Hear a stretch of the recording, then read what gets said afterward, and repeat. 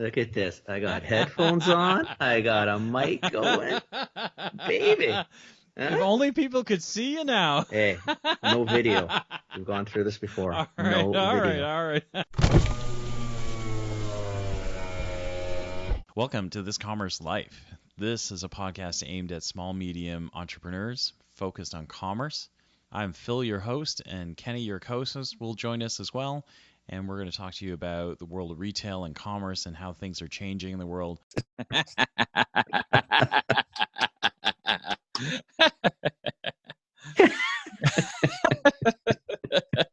I'm so tired. What a loser. Again, I can't. Why the hell is he? Well, you got a nice haircut too. Look like a little boy. I know. It's too hot here, so I cut my hair. That's good. Yeah. What's going on in the kitchen? You got to get There's a little sliding cover you can get. Where am I gonna get it? I'm cheap. The post note cost me nothing. Amazon. Yeah, but the post note I took from one of the offices. Come on, man. Give me your address and I'll just send you one. Tony, too expense. Come on, really? No. How many laptops do you have in your house? You and Amelia each have one, right? So I'll send you a pair. You can each have one. Just stick it on, and then it's a little sliding thing. You can do this with it. See, look. Post-it note worked perfectly. Then I'm not. I'm here, then I'm not. See? No. So that's it. I got the nice post-it note. Fold it over nice. It looks good. Why spend the money? I got you. Why spend the money? I got you. So what's going on in the kitchen? What is going on? Let me think. I got so many things going on.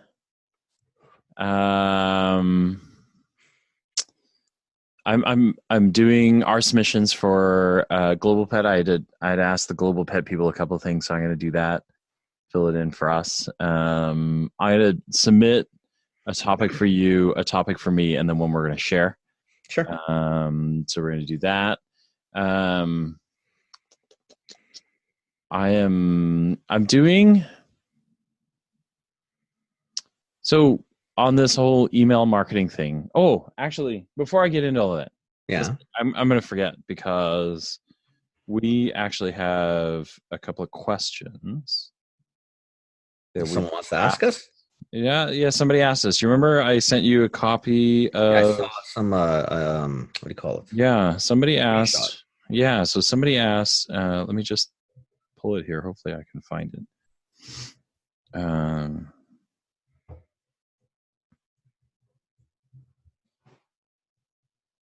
Did you look at it at least so we have an answer ready, so that we don't look like usual, or like a bunch of normal. Whatever you want to call it. Yeah. I think we can do this. So let me just. That's okay. You dig that up. All I was doing tonight was forecasting. Okay. So a couple of questions here. The one was Phil. I know you've covered keyword planning in the podcast, but are there any other keyword planning tools that you'd recommend outside of Google Ads Keyword Planner? Okay. So that was the question. We have talked about keywords a lot. The truth is, I haven't. I don't really use other keyword planners because the Google one is pretty good. But there are a handful of other ones that you could look at. The only thing is, like, the Google keyword stuff I really like because it's free. It works really well. There is there's one that our friend Kent Fenwick loves a lot. And it's one by Ahrefs. So A as in Apple, H as in hospital, REFS. So Ahrefs. So Ahrefs has a keyword planner in their stuff, but you got to pay for their set. Their stuff is used by Ahrefs is like, it's for SEO magicians. Pardon the expression. That's a league unto itself. It is. I'm just. Look at it from a Google standpoint, though. Yeah. What's the most used search engine on the planet? Yeah. No, I totally agree with you. I just want to make sure. Alternatives nice to have, but why pay for it? Yeah. No, I just want to make sure I'm kind of covering the. Doesn't Amazon have something built into their world? You probably have to Not be a on the $30 keyword a month. planner. I think it's like a keyword. You can log keywords in there, but you can't They do suggest search. keywords, Yeah. But it's not but quite the same thing. no, it's not the same. I think you're also using Amazon's keyword. Maybe that's Mhm. more important to you if I you don't know. It depends, I guess, what you're looking for. I mean, I'd go to Google. yeah, but the It's Google one is free. the one everybody uses. And then the other question was a possible topic to cover would be pursuing which field in marketing which field in marketing to pursue, specifically digital, as there's different fields and they all make up an overall digital experience. This one's I guess I don't know. I mean, I think we when you look at what Kenny and I do, there's a lot of marketing in what we do, right? None of it's really specific, if you will. We do some strategic work, we do some branding, Some tactical. I we mean, do it's a some little bit of tactical, everything, some right? messaging. So I would say stay generic. If there are areas you love, like content management is kind of huge and growing. The SEO stuff is obviously growing. But other than that, I would say stay. I would stay pretty General generic. Or, marketing. Yeah, I mean, if you really want to be, you can absolutely be specific, right? Like everything yeah, you you can can drill always down do into. that. You know what? If you're a good writer, Yeah. and if you can write well, and if you can use Google AdWords, and you could help write content for people, Mm-hmm. that would be, back to our keyword discussion. Yep. Because don't kid yourself. That's not as, I mean, that sounds very easy if you know But what it's you're not. looking for and you're doing, but it's not. But it's not. Honestly, like more times than not, you and I've talked about this ad nauseum on our show. Content, content, content, content, Mm-hmm. content. Mm-hmm. Right. And every conversation I have almost at least 4 or 5 times a week, probably almost every day I'm in an office, and we get to digital, or we get to web page, or any of the social mediums, and we always start, it's always the same, pictures and likes. Yeah. And then we all start talking, and it's always content. Yeah. Right. So being a good writer, someone who really understands how to do that well. Yeah. I think there's a definitely good play in that one. Yeah. I don't know what, I mean, I guess it's a form of marketing. Yeah. I don't know what you would call it. Yeah, I would. Yeah. I mean, sure it is, right? Yeah. Yeah. Oh no, it's definitely, I mean, that falls into content marketing in some respects. It also falls into the SEO stuff. So it all wraps up into that. I think you stay generic. I think you follow the path. I would say the one that you want to spend some time is probably like the one identifier that Kenny and I both have is the strategic part of it, right? Like you got to be able to back it up, see what things look like from the 4,000 foot level, right? And then be able to go after the things you want to be able to do. Don't you think? Yeah. Some of that I think might be, I don't know if some of that's, so I wonder if our age, some of it, yeah. We have a little bit broader experience. Yeah. But I think that comes more naturally. Probably the older you get and the more you do. Yeah. So it depends who wrote this. If you're young, 25 out of school, tough to be up at a high altitude. I mean, you can be gifted at different things, but realistically, a lot of that stuff comes from fighting in the trenches. Yeah. Right? Yeah. That type of thing, to me anyway. I mean, good writing skills in business in general is critical. Yeah. Probably even more so than it ever has been, because everybody is learning, especially in the digital mediums, that well-written content on web page, Instagram, Facebook, I mean, is pretty important for business. Yeah, it's good for business. And if you can tie it into some really well-crafted pictures or well-crafted video, or if you could do some really good scripting in video, I mean, shit, you can. Yeah, I mean, you can do. I think you could do probably pretty well these days. Yeah, you make things happen. Right? I mean, nobody writes anymore. No, nobody writes well anymore. Yeah. I think you're right. Like I think it depends on the age. I think if you're in the trenches and you're doing any of these things, right, is maybe what you do is you find yourself a mentor or the person who's running the group, and you just make sure that you understand what the big plan is that you're kind of contributing to, right? So you can kind of, because I think that's where we learned some of our skills, is when we were young and we were in the trenches and doing things. You learn to see what they see, and you learn what that's experience. But I think that's part of the how you accelerate your learning, right? Is 100%. You put your head down, you do your work, but when you come back up for air, make sure that you're checking in, that you understand where you fit in the bigger picture of things. 100%. And if any come up for air more frequently than you might normally, like it's okay to stop something, walk around, ask some questions. Like don't be a busybody and don't not do your job. Yeah. But make sure you know where shit, man, you know what's going on. Yeah. Because even if you go home that night and you do a little reading, you don't have to be a bookworm or, a freak, but if you, the more you can learn. Because then what happens even the next day or next week, you go and you ask some questions. Before you know it, you start understanding some stuff, and then you can fly a little higher because the next project, someone will say something, say, well, how about we try this? Yeah. So it's a tough one. I mean, I don't know what you would tell someone like that. I mean, I tell everybody right now, like, honestly, learn how to read and learn how to write. Like, seriously.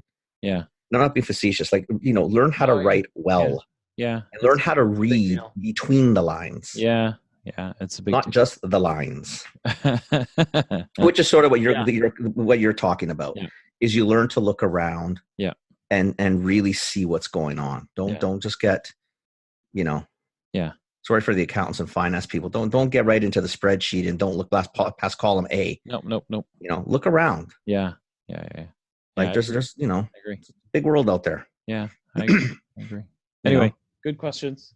Thank you for them. Yeah, thank you very much. Yeah, I hope that answered something. Yeah, me too. Or if there's a follow-up question, shoot. Yeah, for sure. If we didn't answer it, if we didn't answer don't like our answer, ask us again. It's all good. Sometimes we can change the answer. Yeah. Next we're week capable of changing it to give you what you want. That's how we roll. Ask us the question. Just tell us what you want us to say. We're there, baby. That's marketing. Oh my god. Okay, so before that, you were asking me what's going on.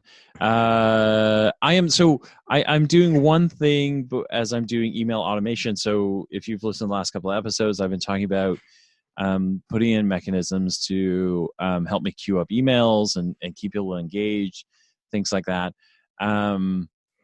The one thing that, so I'm a one-man marketing team. The one thing that we're thinking about is whether or not we employ someone to do the email stuff for us. And it's something.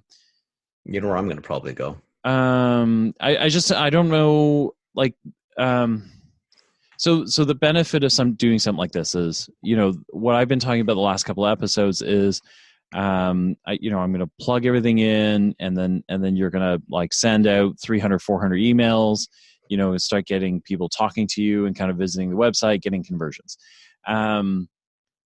This alternative might be about paying someone to do the work for me, so I'm not doing my own thing, right? So what I would say to them is, here's a high level concept, or here's the concept, and here's the words that I want to use. I'm after anyone who is in my subscriber base that wears purple socks. You, the company I'm paying, go out and do the work, plug in the emails, write the copy for it, maybe do LinkedIn promos, that sort of thing, and then drive the traffic to me. And so the reason you might want to do something like this, if you think of a guy like me, where I'm a one-man show and I run an entire marketing group where I've got lots of demands going, this is one of those things where I can keep control of what we were just talking about, that kind of 40,000 foot level, and then let someone do the work so that I can continue to track to see, what works, right? So that's the other option I'm exploring at the moment is just whether I should do that. There's a ton of factors in there, like, is it good bang for the buck?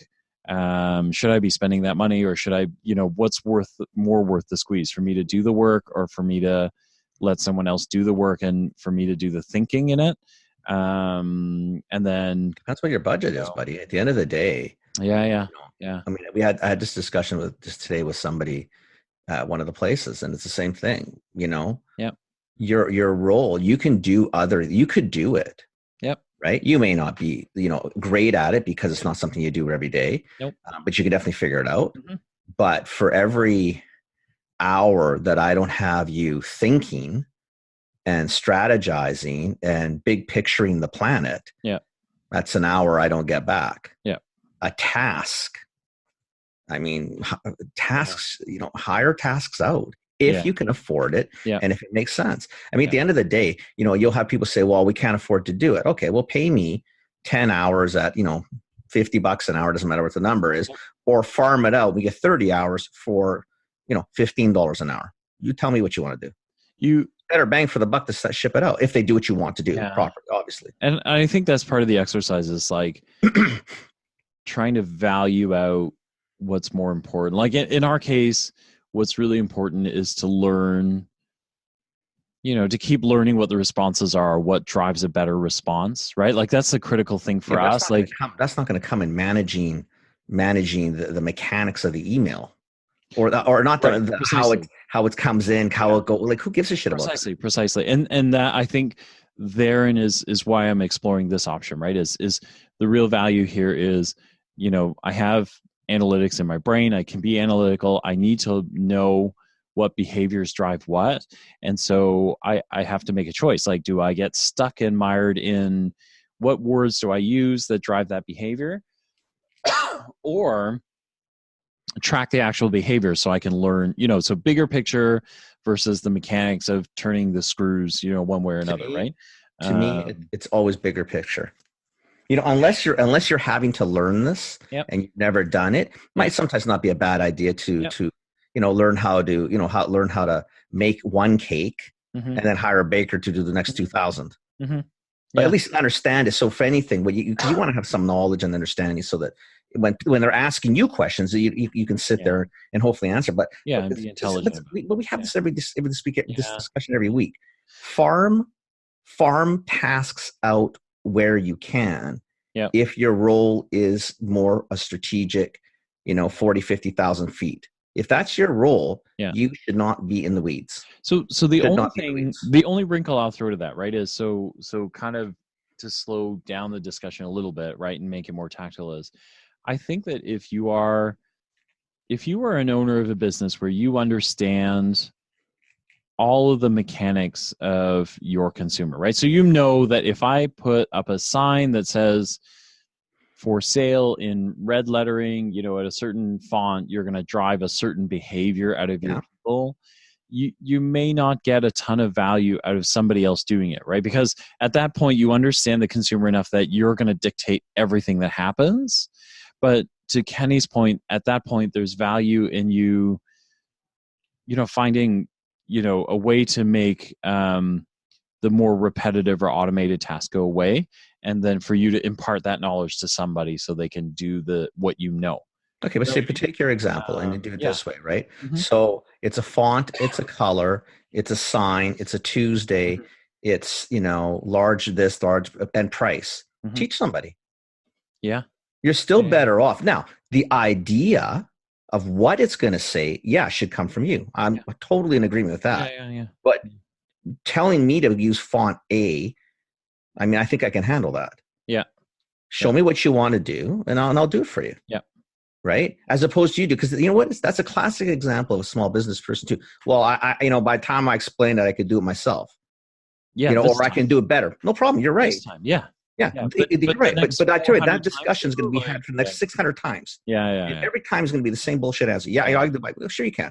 Okay, this last 600 times you did, you could have taught someone after time 3, and 597 times you didn't have to do it. So it's a bullshit argument. I mean, if it's something really specific, the finances, and maybe you don't want to say, okay, fine. Yeah. But most of the stuff most of the stuff we talk was task oriented. Yeah. Right? The brains should be doing what brains do. Brains think. Yep. Right? Yeah. And then you get those who aren't in those positions, not because they're not capable or anything like that, because that's their role is not that. Yeah. Then that's your role. Do your job. Yeah. Right? Yeah. And so, that's how I look at it. Yeah. But finance it out. Yeah. You know what it's like. And so I'm just blown. What are you going to do? I'm right there with you. And so that's literally where I went, okay, so here's the setup cost. Here's what I got to do. Okay. So let's go out. We're so this is where you've got to be purposeful. So we've set ourselves kind of like a 2-week, excuse me, like a 2-week limit. I'm going to do some exploration, talk to a bunch of companies, figure out what it costs, right? Yeah. If it's not significantly more, we'll probably go down this route, right? Because then it really becomes something where, look, I'm not doing it, right? Like I don't have to do it. I can guide from a different level. I've still got my hands in like 18 different pots. Yeah, and so cost do I benefit really have the doesn't capacity to like exactly. build the mechanics on, email campaigns every day? Exactly. And again, there's nothing wrong now, but there are times. So people got to understand there are times where, you know what? Guess what? You have to be the janitor. You have to be the main cashier. You got to be the main stock boy. You got to, or stock person. You got to lock the building. You got to open the building. Yep. Sometimes, guess what? I mean, finances dictate that. Yeah. You just can't do it. I mean, you're going to have to play that role. But I think at the times when the finances do allow it, the benefit to the company in the long term is always going to be better if you're thinking as opposed to like menial task doing. There's just no, it doesn't make sense, right? Yeah. And I think in those, being clear on what your expertise are and what you're good at is going to be really key to the whole thing, right? So in my case, it's the same thing, right? Where at NIMI, I understand the biometric stuff better than anyone I can outsource it to. Exactly. So then do it. I'm better served, so when you're looking at these things, I'd be better served even having someone set up the automation and me writing the actual content of the emails. 100%. Do you know what I mean? Like, so, 100%. and so that's kind of how you start, if you're a small business owner and you're thinking, I do everything myself, this is how you have to start to break it up. So you start to see, start to put it in little boxes or little buckets. Yeah. If you're a good writer and you can write something in 2 hours that would take someone 10, right? But the email side is going to take you 10 and it would take someone else 2.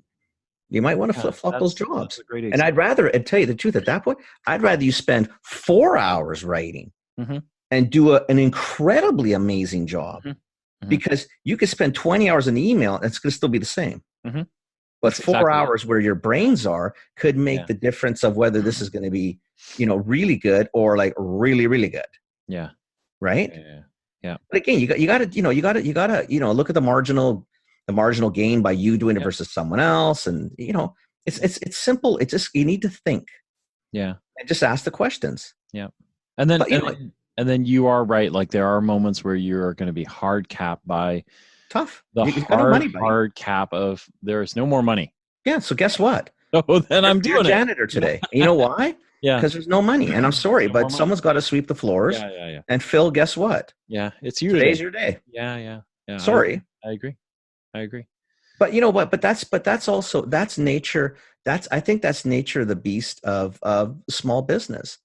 It's funny. So, one of my buddies who left large corporate and now working for small corporate. And I mean, from 7,500 to, 20.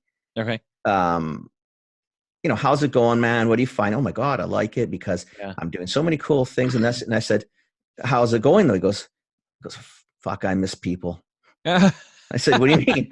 He goes, and I said, like people, like what I'm going to be thinking if you're saying about people, like when I had a crew of 600 behind me that made sure that my ass was safe perpetually. Yeah. He goes, oh my God. I said, I know it's a hard thing to get used to. Yeah. Because you scale down and the stuff you used to farm out because economics dictated and made sense. You had human resources to do it. All of a sudden, you're looking around for the guy to help you, and because the guy in the mirror is the only one who's going to help you. You keep looking at you, right? You keep looking at you, going, "Move faster, man! Move faster!" Or get out of the way so I can find someone else. There's nobody else. Oh, there's nobody else, Right now, same thing though. Like we talk about, when it gets down to that bad though, like if everything has to be done by you, then you really need to take a look at a much larger picture and say, okay, I mean, really, why is it? Is this viable? Does this make sense? Then there's a whole bunch of other questions that got to come into it. Yeah. But I think you and I've said it enough times. Do what you do best and do it really, really well. Yeah, I agree. And farm out the stuff that you don't do well when you can afford to do so. Yeah. 100%. Yeah. You will never do it better than the other person in terms of what you didn't do because you did that. Yeah. Your opportunity cost far outweigh the how much pride or ego you have at that moment because you're the best person to do it. Bullshit. Yeah. Yeah, no. Anyway, I Also thought do I something else. thought it'd be an interesting thing, you know, because on the show, I think sometimes, especially with the digital side, we go, yeah, you know, I did it this way, but I thought this is, you know, this is what real life looks like, right? Which is This is like, real life. you know, I can see it unfolding, but there is a moment where you got to go, okay, sanity check. Does it make Yeah. sense? Like, Doesn't make sense. doing it? Should somebody else be doing it? What's the right answer? Make it, and then you know what? And then what entrepreneurs are really good at: make a decision and go. Right? Yeah. And like a month from now, I might be on the show going, I'm an idiot. I should have Yeah. just done it myself. And maybe there's no other way to know that than to try this way, right? So, you Yeah. know, yeah. But if you came back and told me that, then I know this is because I'm just bad this way. If you told me that you hired a firm who does this and it didn't work, then I'd still go back and say, well, what didn't you tell them? Yeah. Like, Did you how was your brief them right? communication? Because I tell you, anybody, they do this day in and day out. Yeah. That's how they make their Did you money. That's brief how they them put right? that. Or, you know, yeah. So is it them or is it you? Because I get that all the time. People, I told them exactly what to do. I said, really? So the expert in the field did a piss poor job. The person who doesn't know how to do it is the one who should have done it because they explained it beautifully. Mm-hmm. Right. There's a difference between a brief and dictating, you know, a set of actions, right? Like it's different. Totally.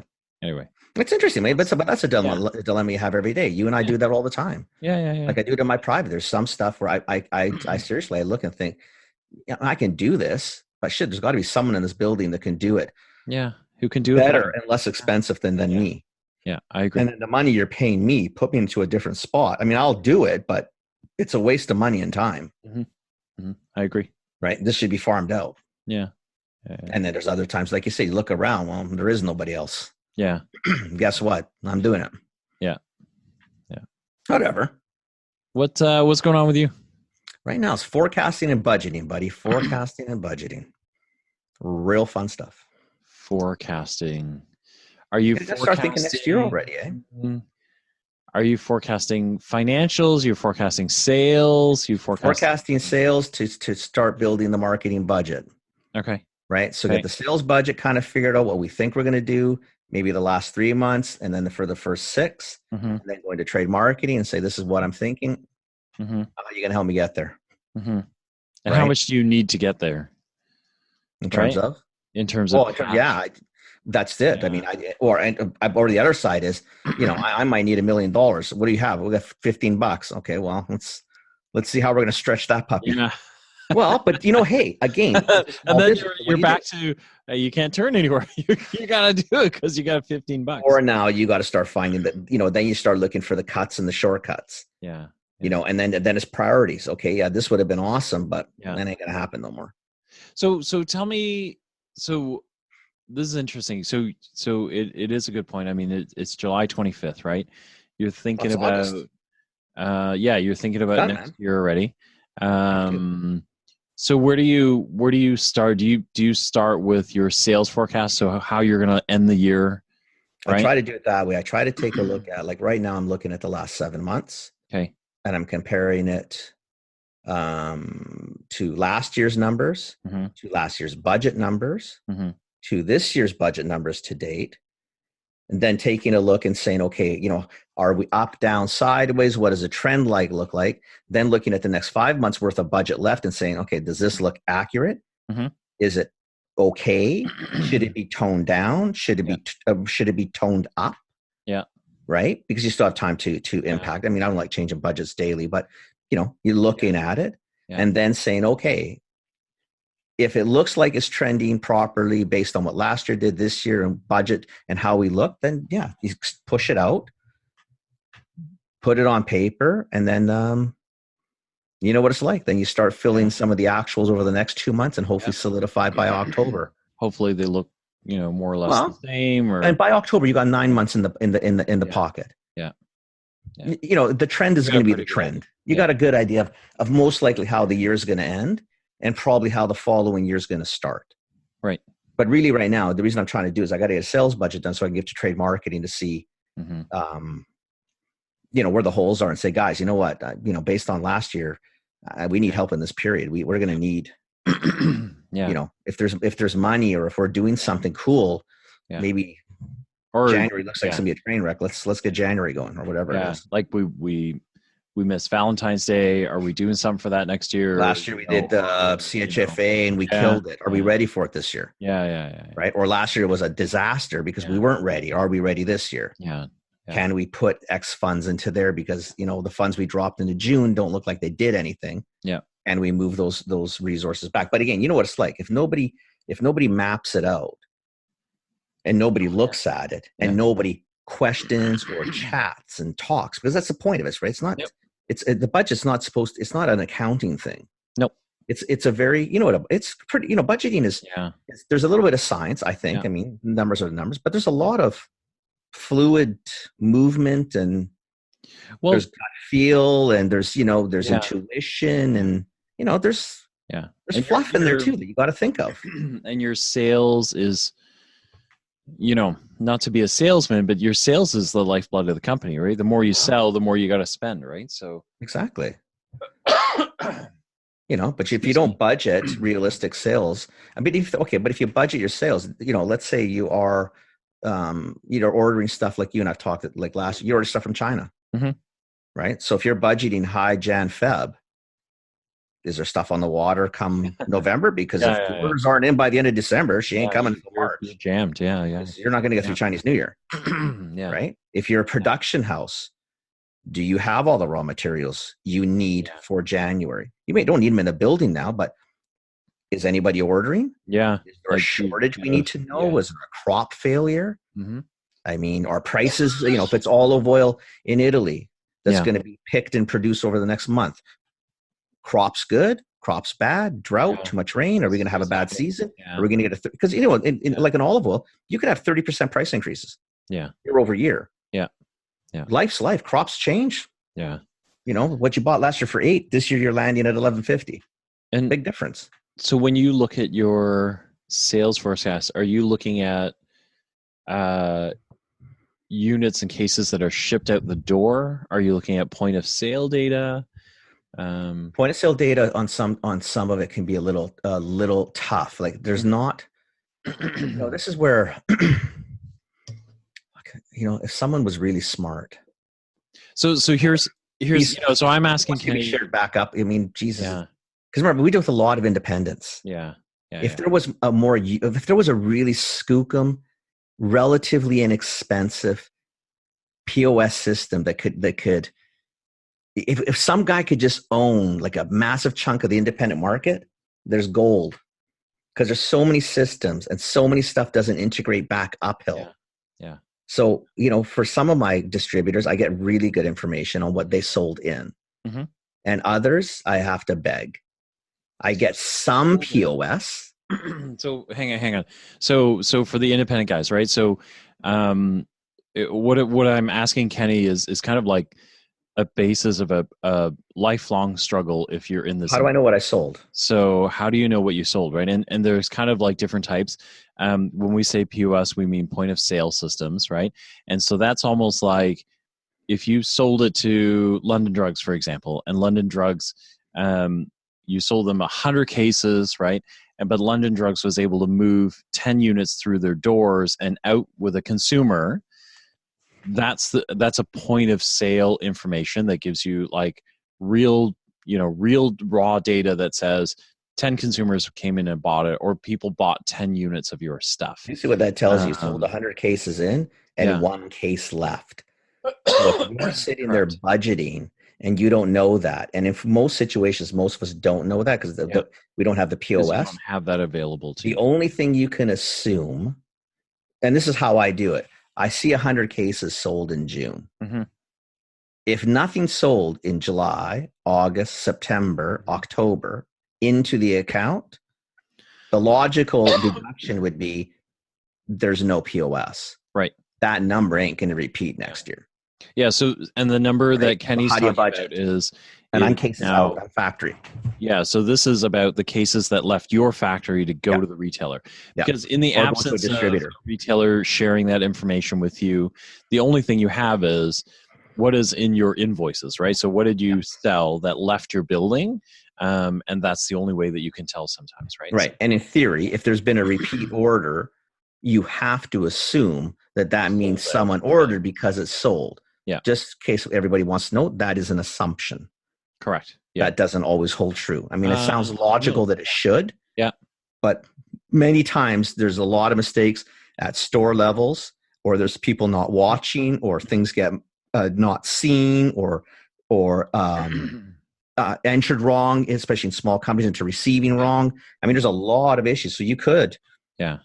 Well, ironically, with algorithms today, right? You could get an algorithm that read it wrong and said, listen, like, I ordered 9 cases last month. Let's order another 9. Let's order another 9. Let's order another 9. And then, so, on your end, you're thinking, oh, this is great. I'm selling 9 cases to the same retailer every month. Meanwhile, there's this piling up of cases on the other side. Well, because it was translating units. Just translating units, or so just let's say it sold 9 units. I said, yeah, order 9 more. Yeah. But it's not units that you're ordering. You're ordering in cases, and that does happen. Yeah, it happens a lot. It happens more. 2019, can you imagine? It happens a lot. Like, how many times does somebody come to you going, Kenny, you got a couple hundred? You're like, what are you talking about? Why would I have a couple hundred? I've been sending you 10 a week for the last 20 weeks. Well, they're not selling. Why are you ordering them? Yeah. Well, the fucking algorithm. Well, that's not my problem. That's not, like, come on, guys. Yeah. Or we found the stuff on the dock. Well, I'm happy for you. God. Like, push it into the lake. Yeah. What do you want me to do with it? Yeah. That's right. Or someone's chasing a number. Yeah. Yeah. We're right. But again, you know what? So, that's like a whole different story, Jason. Just so we don't get everybody confused, I try not to dig too deep.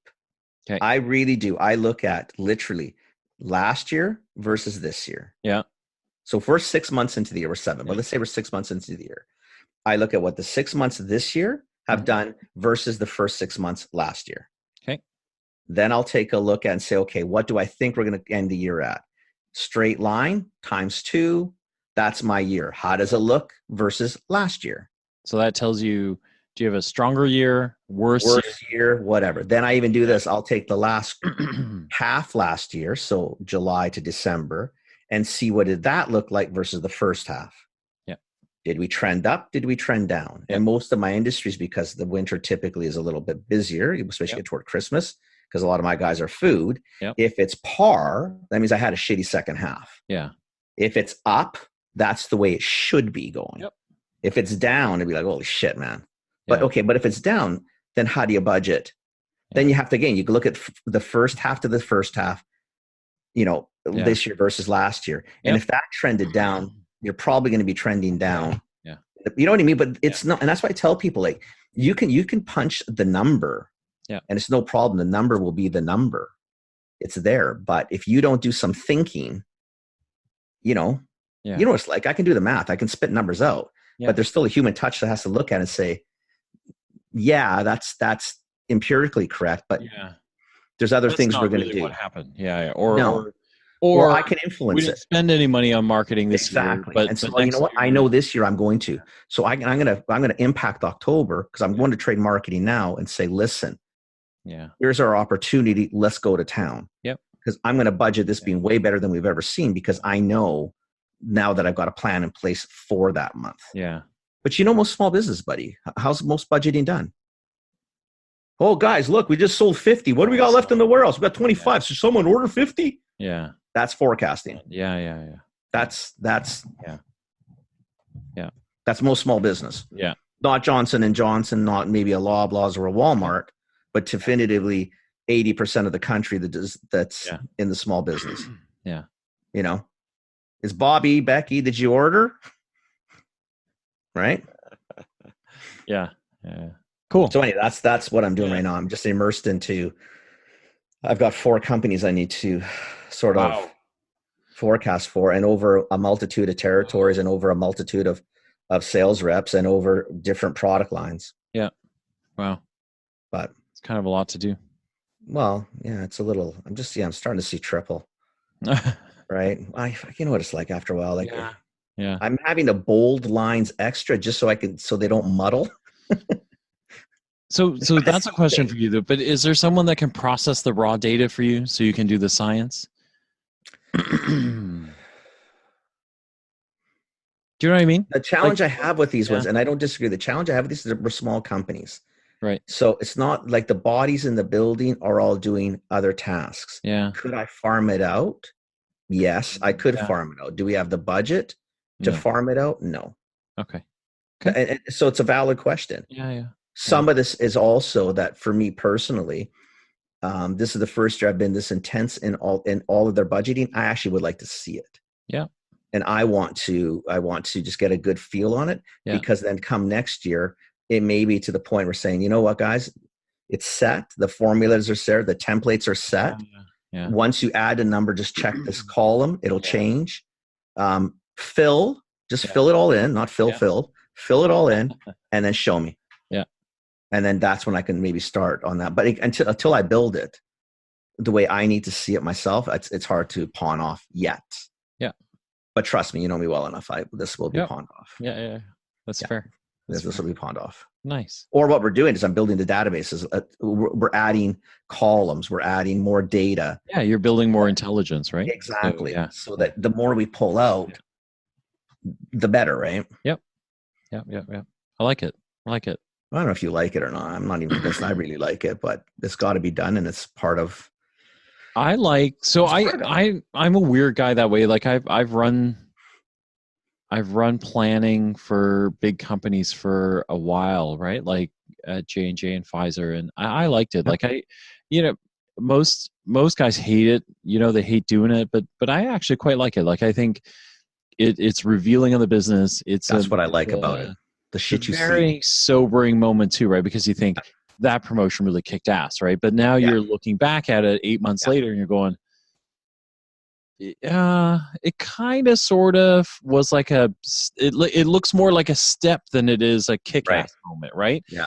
So there's some really sobering moments where you start to go, oh, big scheme of things, maybe I didn't really move the needle that much, right? Like, so it's a good way to look at the business. I like it, and I tell you, it's the amount of stuff you find. There's accounts that I thought were doing better than they are. Yeah. There's accounts that had funny lulls, and I'm thinking, well, that was weird. Like, what happened there? Yeah, what the heck, right? Like, right. And it's sometimes, and what it is, not because you're not watching your numbers, but the reality is you're not doing this every day. And you're looking at it globally. So I'm not looking at any of the 700 or 800 customers or 1,000 customers. I'm looking in totality, and in totality, it looks like it's moving. But then you start grinding in, a couple of your big guys or a couple of your up and comers aren't. You're thinking, oh shit. That didn't get revealed. Why? Yeah. Right. Yeah. Or it's the opposite. Some big guy skews it all downhill, and now everybody's in a panic. And then you rip the big guy out, and you're looking. You know what? The business is still pretty solid. Yes, shitty because I can't comp last year because of that guy. Yeah. But you know what? Overall, without that person, it's still a pretty solid business. Healthy. Yeah. So, like it. That's for it. I mean, but you know what it's like. It's hard to make it sexy. It's just a lot of work. Yeah, I mean, it's a lot of number grinding. But it's just a lot. But you need it. You really do. No choice. You're absolutely right. Like you have no choice. You've got to do it. It's just it's one of those things, right? So. And I think it's just too important sometimes. Like these ones here are probably too important to farm out until you really feel comfortable. Yeah. With the formulas and you got a good understanding, because I'm basing potentially reps income. I'm basing trade spend. Yeah. I'm basing financing. Yeah. Right. Bank visits. Yeah. Well, manufacturing, inventory levels, the whole bit, right? Like everything. So it's not one of those tasks that, I mean, I know it's not fun necessarily, but it's not one of the ones you want to pass off necessarily either, because it impacts the entire business. Right. Yeah. Yeah. I mean, you call it wrong. The carrying cost of inventory is like, whew. Well, or not having it. Yeah. And now it's there's parts that come from China and they're 90 days out. Yeah. You don't have lids. Yeah. You don't have boxes, packets. sounds so stupid, right? And then you're thinking, holy shit. It's funny. Funny story. So one of the things I may have told this before, but one of the little things I did when I was at Target, I made this allergy band. It was like a little rubber band with a caricature on it. Mm-hmm. I had different allergies for kids to wear on their arms. So there's a peanut one. There's like to make it fun, so it's not make it fun, and and the guy who did it for me, we build a forecast, right? But you're kind of like, I don't know what these things are worth. So I think we went out and found. I think I went to the jewelry buyer and just said, listen, like, show me your cheapest bracelet, kind of like $3-4 range. What do you sell? Right. And kind of based a number based on that. Right. And then he went and made them. We talked about it and we said, it's coming from China. You're going to make it. You're going to make it in one batch, because we were Target, we were little, right? So he made like 10,000 of these things or whatever. Right. And we made them. They were so popular. They blew out in 12 weeks across the board, right? Sold out completely. Yeah. And so after week 1, we were like, whoa, this is amazing. And then week 2, it was like, holy shit, we don't have enough. We don't have enough. Right. Like, now what do you do though? And so I called him and said, hey, and he was like, hey, so about the question you're about to ask me. And I go, you know what I'm going to ask you? And he said, yeah, but I'll start it right now, but you got to commit to another 10,000 and it's still going to take like 2 months to get here. Yeah. Or it's 90 to 120 days out and you're risking allergy season left over. So if you want to hold them for next year. Yeah. Yeah. Because allergy season could stop too, by the way. Yeah. So now what? Well, and then there are a lot of unknowns, right? Because then you're like, so am I tapping out the audience, right? So is the audience only 10,000 bands big? So if I sell out all of these bands, did you get horseshoes up your ass? Or right? Do they just sit around because everyone's like, I already got one, I'm good. Yeah. Like, so what happens? No idea. So you're kind of like, so this is where all the forecasting stuff starts to really come into play, right? Like, in my case, maybe I wouldn't have never known what it was. So we took a guess and got it right mostly. Yeah. Right. So, but, who knows really? So, but that's your example. That's one example.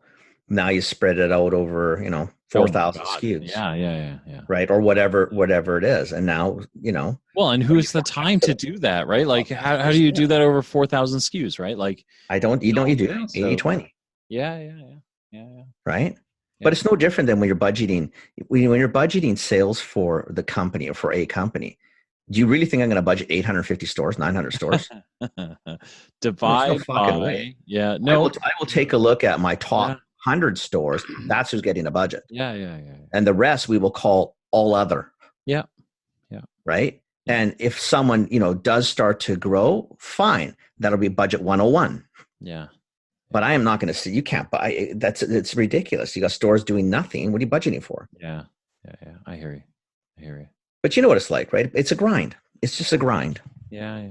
But that's okay. I took a 20-minute nap, so I'm good till about midnight, 1 o'clock in the morning. But I gotta make sure I call Linda because she asked a question about our little brokerage idea, or agency idea, which I've got to get back to her on. So hopefully before she hears this podcast next week, I've had enough brains in my head to phone her. You've addressed Milady's questions. We got to try, man. We got to try. I love it. That's all good, buddy. It's all good. It's all good, man. That's all I got for you. That's all I got too. I'm back to forecasting and budgeting. Yeah, you go do you. Yeah, that's all I can do. That's all I can do. Hey, your internet signal's really good. We're on Shop 300 finally. Yeah. Okay. I got it done on Sunday. Thank God, man. Like even the internet, the download speeds in the house are like just remarkably different. Like we've had. You're so stable now. Oh my God, it's ridiculous. A single flicker. Nothing. Yeah. I know. Yeah. It's like heaven. Yeah. So I'm not angry with Shaw anymore for the short term. Not until they screw something else up. Almost everything I said about Shaw in the last probably year, I'm going to take back most of it. No, you shouldn't take back most of it. Well, some of the stuff that probably was a little bit unfair. The fact that the system was a piece of shit, I'm not taking back. Yeah. The fact that this one is a lot better, you can have. Okay. Yeah. Okay. Right. But some of it, I probably blame them for things. I mean, I could have made the phone call, but I also think that technology should have showed them that we had a dinosaur of a system Yeah. somewhere. So Yeah. Okay. fucking thing, I buy honestly. it. Yeah, just let me have that one. Just let me have my win. All right. All right. Okay, buddy. It's almost midnight for you. Go to All bed. right. Happy forecasting. Thank you, my friend, and we will chat with you probably next Wednesday night. I think, right? Yeah. Next Wednesday is fine. That works. Sounds Perfect. good, man. I'll chat with you before that anyway. Okay. Okay, buddy. Ciao, buddy. Care. Chat soon. Bye. Ciao. All right. That's the end of this Commerce Life. We'll be back soon with the next episode. Thank you for joining us. We hope you enjoyed it. Give us feedback. Tell us what you think. Subscribe, like us, join us, share us, tell your friends about us. And we hope to see you next time with more commerce news.